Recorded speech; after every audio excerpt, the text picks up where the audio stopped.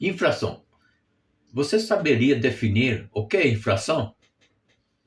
De uma forma simples, você sabe que existe infração, principalmente quando percebe que houve aumento de preço dos produtos e serviços que costuma consumir, não é mesmo? Eu diria mais, que você percebe nitidamente a inflação quando sente o efeito no bolso, ou seja, quando o dinheiro perde o poder de compra.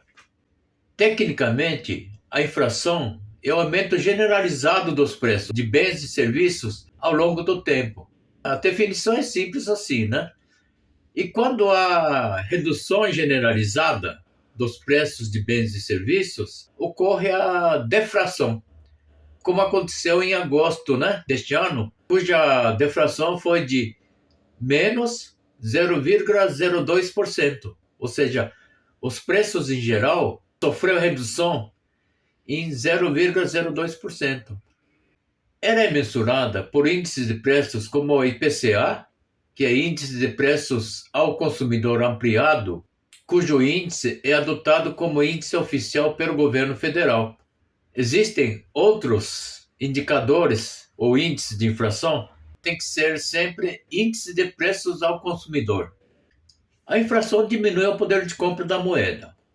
Isso é notório, fazendo com que o mesmo valor em dinheiro compre menos produtos e serviços. Por exemplo, o que você conseguia comprar com R$ 100 há 5 anos atrás, hoje já não é possível. Teria que desembolsar muito mais, né? 120, 130, depende do produto que você consome. Com certeza, com R$ 100 você não consome mais.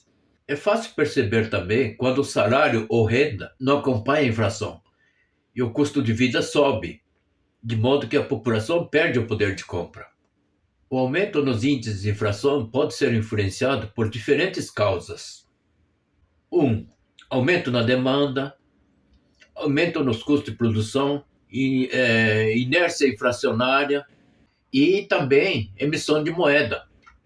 Vamos explicar sucintamente cada tipo de inflação. 1. Aumento na demanda. Quando a procura por um determinado produto é grande, a tendência é desse produto sofrer aumento de preço. Por exemplo, quando há muita procura por um determinado modelo de carro, seu preço sobe porque aumenta o tempo de espera. As pessoas querem consumir o mais rápido possível, né? Então acaba pagando mais caro. Segundo tipo é o aumento nos custos de produção. Quando existe aumento ou pressão nos custos de produção, ocorre a inflação de custos, conhecida também como inflação de oferta. Por exemplo, quando há aumento de preço das matérias-primas ou energia elétrica, a indústria se vê obrigada a repassar esses custos ao preço de venda ao consumidor final, porque não consegue arcar com todo o aumento, né? A indústria é obrigada a repassar ao comércio, ao final, ao consumidor. Terceiro tipo é inércia inflacionária e expectativa inflacionária. A inércia inflacionária, a expectativa de inflação, é um processo em que a inflação passada gera uma expectativa de inflação futura. Ou seja, se há inflação nos últimos meses, essa inflação faz com que as pessoas pensem que haverá inflação nos próximos meses. Por exemplo, prevendo uma inflação de demanda e de custos, o lojista antecipa o aumento de preço de suas mercadorias. Ele pode ter comprado ao custo de R$ 100 uma mercadoria, cujo preço de venda é de R$ 200, mas como ele já sabe que vai haver inflação, ou espera que haja inflação, então ele já aumenta para R$ 250 ou R$ 300 o preço de venda. Retroalimenta a inflação, né? O último tipo aqui, o quarto tipo, emissão descontrolada de papel moeda. O governo também pode causar um aumento da inflação, com a emissão de moedas de forma descontrolada. Não é que a emissão de moedas seja maléfica. Por exemplo, quando o governo gasta mais do que arrecada de tributos, há um déficit que é necessário ser pago, tem que ser pago. Então vai pagar com a emissão de dinheiro. Nesse caso, haverá maior volume de dinheiro em circulação na economia, porém, sem a contrapartida de produção ou geração de riqueza. Portanto, com menos oferta de produtos e serviços, está faltando produto e serviço, os preços aumentam.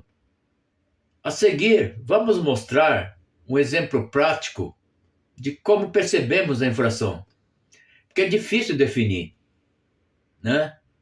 Porque tem diversos tipos de inflação e a gente percebe, a gente sabe que existe inflação, só que como? Eu vou mostrar alguns exemplos de forma didática. Eu sou Massa, bem-vindo ao canal Finanças Pragmáticas. Vamos lá! Trabalhar com o primeiro ano e segundo ano, ano 1, ano 2, tá? Digamos que os valores iniciais, a gente tinha aqui renda mensal de R$ 5.000 e gastos mensais de aluguel, prestação do imóvel de R$ 2.500, supermercado, alimentação, material de limpeza de R$ 1.500 e outros gastos de R$ 500, totalizando R$ 4.500. Nesse caso, sobraria de dinheiro mensalmente R$ 500, o que corresponde a 10% da renda. R$ 500 dividido por 5.000 dá 10%, né? Você poderia chamar de sobra para investimento. Agora, digamos que houve inflação de 10% do primeiro para o segundo ano.